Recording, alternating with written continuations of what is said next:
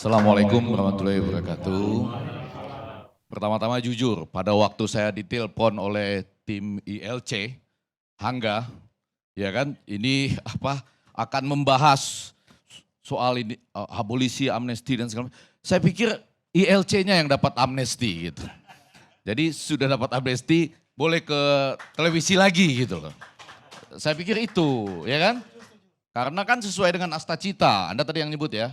Poin pertama, memperkokoh ideologi Pancasila, demokrasi dan HAM. Oh ternyata kita cuma bahas topiknya, tapi masih tetap di sini. Ya, ya. Siap. Sabar. Ada waktunya nanti buat ILC lah gitu ya. Lebih banyak dapat duitnya di sini. Apa? Lebih banyak dapat duitnya di sini. Bang Ege, itu pindah kemari itu di rejim siapa ya ILC itu? Aduh, tanggal berapa itu ya waktu itu ya? ILC itu pindah kemari di rejim siapa itu? Daripada di TV One, mendingan di sini. Lebih banyak dapat duitnya. Tuh. Saya bertanya pada Bang Ege di rejim siapa? Nanti saya di ujungnya nanti saya jawab gitu ya.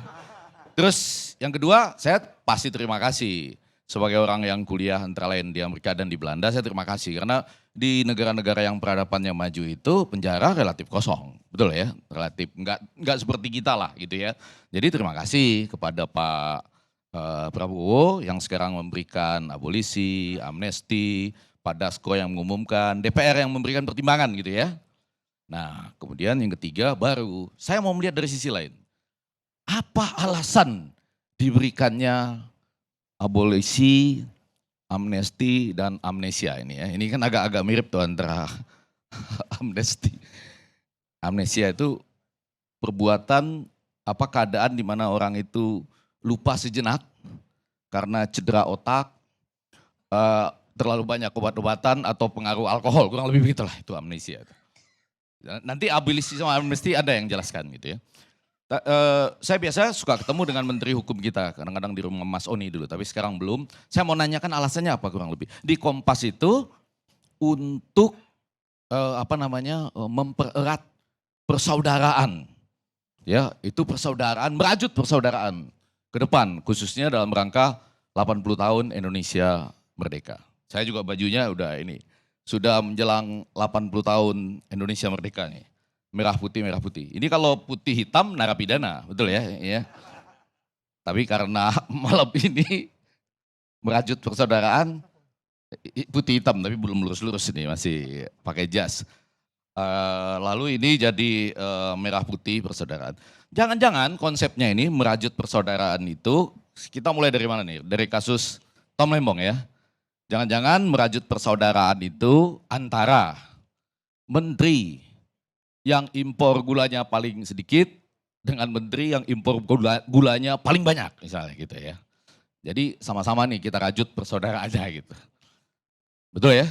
Jadi iya dong antara menteri yang impor gulanya paling dikit dengan menteri yang impor gulanya paling banyak kita rajut persaudaraan bersama misalnya gitu ya. Iya ada, nanti lihat di daftarnya tapi saya cuma mengatakan bagaimana kita saling merajut itu persaudaraan. Antara hakim yang mengatakan Anda menggunakan ekonomi kapitalisme, dirajut persaudaraannya dengan misalnya orang lain termasuk Rocky Gerung yang mengatakan kalau begitu hakimnya itu punya ideologi komunisme, kurang lebih gitu ya. Itu kata Rocky Gerung, kalau Anda nggak suka kapitalisme itu berarti komunisme. Ya kan, padahal ada jalan tengah ekonomi Pancasila. Itu kalau Rocky Gerung ikut revolusi mental pasti tahu lah itu ya, mungkin karena nggak ikut revolusi mental. Tapi poin saya ini sama-sama nih, kita rajut persaudaraan di antara mereka. Kemudian kita rajut lagi persaudaraan misalnya kalau dalam tadi disinggung-singgung soal menggunakan hukum sebagai alat kekuasaan. Kita rajut persaudaraannya bersama dengan yang menggunakan hukum sebagai alat pemaaf. Bisa juga, sekarang itu di media sosial ada tren superhero, kurang lebih gitu ya. Jadi sama-sama pokoknya siapapun berada dalam posisi apapun, kita rajut persaudaraan aja bersama gitu. Lalu ada lagi merajut persaudaraan, kalau dalam kasusnya Pak Hasto misalnya, ini kan sebetulnya perintangan penyidikan tidak terbukti ya. Enggak kan? Yang terbukti itu katanya suap. Jadi merajut persaudaraan antara peradilan sebelumnya yang mungkin dianggap oleh orang sesat karena tidak menemukan suap oleh Hasto, dengan peradilan sekarang yang menemukan suap pada Hasto gitu. Jadi kita rajut persaudaraan bersama-sama. Itu loh temanya gitu. Datuk Khan Ilyas senyum-senyum bahagia juga kan. Enggak, kita sekarang sedang merajut persaudaraan nih. Lepas dari melupakan hal-hal yang terjadi karena apa tadi gangguan amnesia tadi. Tapi ini kita rajut bersama dulu lah. Amnesianya nanti kita sembuhkan. Apalagi ya, termasuk juga dengan orang-orang yang terima saja keadaan sekarang ini. Langsung terima kasih, kami mendukung gitu ya. Dengan orang yang mengatakan tunggu dulu. Ini kan masih banyak nih perhitungan kita tentang hal itu gitu ya. Udahlah, kita rajut lagi persaudaraan bersama-sama gitu ya. Masih banyak catatan saya, tapi menurut saya ini tentu saja hal-hal yang masih akan berlanjut. Karena salah satu lagi yang penting dari merajut persaudaraan ini misalnya adalah kita sekarang memberikan abolisi pada Pak Tom Lembong gitu ya. Ada salah seorang anggota komisi di sebuah stasiun televisi mengatakan, ini karena Tom Lembong, Bapak hadir ya waktu acara itu ya. Karena Tom Lembong ini target yang risikonya paling kecil. Nanti akan terus sampai target yang risikonya paling besar. Apakah ini juga dirajut persaudaraannya gitu loh. Antara yang risikonya paling kecil dengan yang risikonya paling besar. Kita rajut juga persaudaraan gitu ya. Jadi kata kuncinya itu adalah merajut persaudaraan. Ya, walaupun nanti ada yang mengatakan, itu apa bukannya melupakan itu ya, kejadian-kejadian tertentu yang merupakan hal-hal prinsipil yang terkait dengan amnesia tersebut. Gitu. Lalu baru kita masuk ke konteks komunikasi politiknya.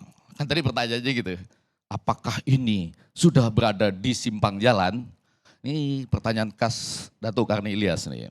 Karena selalu di simpang jalan itulah ada rumah makan Padang, biasa begitu ya. Jadi ciri khasnya tempat kita duduk-duduk kalau Frankfurt School kan gitu juga ya, di kedai-kedai kopi. Kalau kami mendiskusikannya di rumah makan Padang lah gitu ya, lapau-lapau gitu. Nah saya mau melihatnya dari dua hal. Yang pertama, sebelum kejadian ini ada pertemuan ternyata ya, di Solo kalau nggak salah. Pertemuannya itu ada pertemuan di Solo dan gambar simbolnya, ini sebagai ketua, masih Joman ya, ketua sekarang. Waketum. Ketuanya masih Noel ya, Noel. Itu nggak berubah-berubah ya. Kalau PSI bisa berubah, kalau ini enggak ya. Nah, kecintaan namanya. Nah, di foto itu terlihat Pak Jokowi bersama dengan Gibran di satu sisi, di bagian sisi lain mejanya ada Pak Prabowo dengan menteri-menterinya. Saya lama berpikir itu, ini apa makna foto ini gitu ya. Apakah, nanti penjelasannya menjadi 2A dan 2B. 2A itu, ini strategi intelijen, katanya strateginya Sandi Yuda. Kami memang lapor perkembangan-perkembangan yang ada, tapi habis pulang kami lakukan yang merupakan sesuatu di luar bayangan Anda gitu ya. Boleh dong, interpretatif boleh kan? Gitu. Jadi ini di simpang jalan nih, kurang lebih gitu ya. Tapi 2B-nya yang menarik. Jangan-jangan ini dilakukan sepengetahuan Pak mantan presiden juga, Pak Jokowi.